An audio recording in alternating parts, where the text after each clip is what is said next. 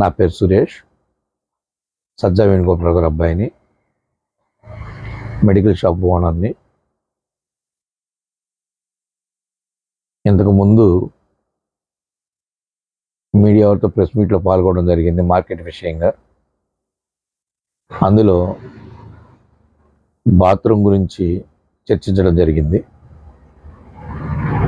దాని మీద కొంతమంది స్పందించడం కూడా జరిగింది. కానీ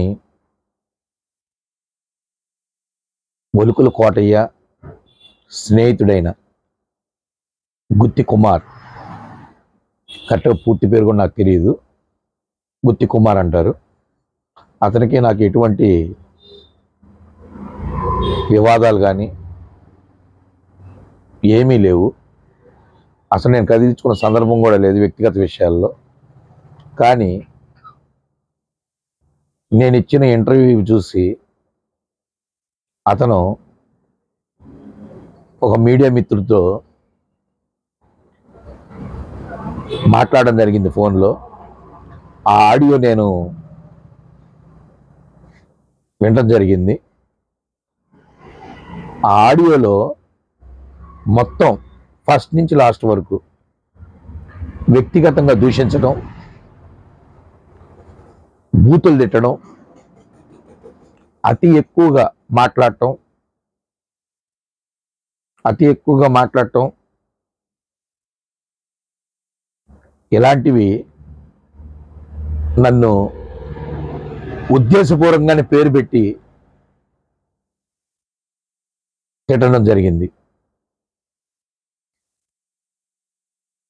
ఒలుకుల కోటయ్య అనే అతనికి 4 లక్షల రూపాయలు నేను తీసుకునే విధంగా దానికి వడ్డీపు చెల్లిస్తున్నా అని చెప్పేసి ఆ వడ్డీనే ఏదో చందా రూపంలో ఇస్తున్నాడో ఏ రూపంలో ఇస్తున్నాడో అతనే నేను అడిగితే అమ్మనా బూతులు తెంగి ఏంది ఇది పరిస్థితి, మార్కెట్ విషయంలో మూడో వ్యక్తిని ఎందుకు చేర్చావు, మనం చేసుకుంటున్నాం కదా మార్కెట్ అంతా, 15,000 నేను ఇచ్చేవాడిని కదా అని అమ్మనాలు ఇంక అడిగాను. కానీ అతనికే క్లారిటీ లేకుండా వడ్డీ ఇచ్చాడా లేకపోతే చందా ఇచ్చాడా అనే క్లారిటీగా అతనే చెప్పలేకపోయాడు. అసలు ఒలుకుల కోటయ్య అనే అతను నాకు ఉన్న సంబంధం, డబ్బు పరంగా ఉన్న సంబంధం కానీ ఏదైనా సరే,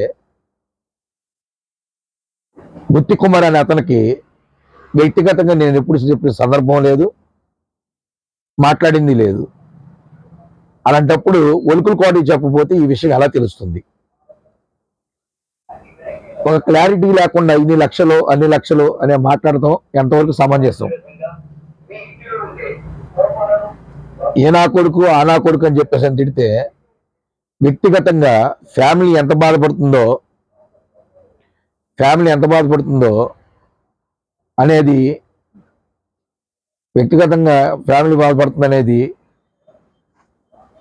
చాలా వరకు ఇంట్లో వాళ్ళందరూ ఆ యొక్క అన్పార్లమెంట్ లాంగ్వేజ్, ఆ బూతులు వినేసి మనస్తాపానికి గురయ్యారు. నాకు తెలిసి వీళ్ళు పాడుకున్న లాస్ట్ టైము పంచాయతీ వాళ్ళ దగ్గరికి వెళ్ళి ఎవరు వీళ్ళిద్దరిలో పాడుకుందని చెప్పినా పేరు చెప్పిన సందర్భం కూడా లేదు. ఎన్నోసార్లు ప్రశ్నించాను, ఆయన చెప్పలా.